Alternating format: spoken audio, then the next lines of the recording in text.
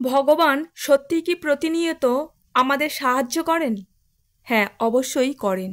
তা সে মানুষই হোক বা পশু পাখিই হোক বা গাছপালাই হোক।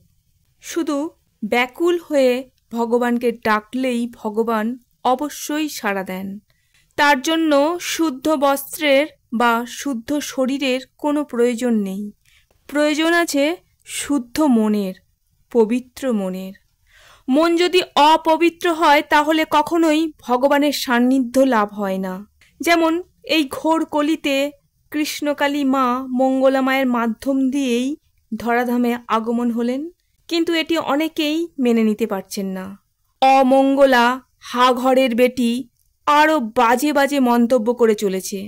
আচ্ছা বলুন তো, বায়ু বয় সেটি কি আমরা চোখে দেখতে পাই?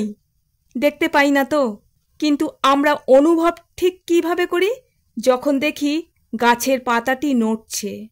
তেমনি কৃষ্ণকালী মা যে আগমন হলেন মঙ্গলা মায়ের মাধ্যম দিয়েই, সেটিও এই বায়ু আর গাছের পাতার মতোই।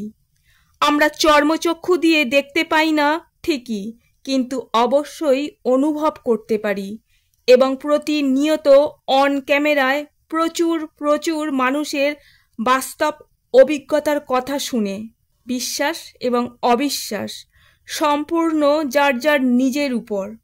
কিন্তু কটূক্তি করা কখনোই উচিত নয়।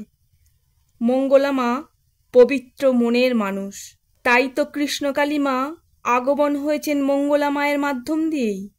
পৃথিবীতে এমন কিছু আছে যেগুলো বাস্তব সত্য।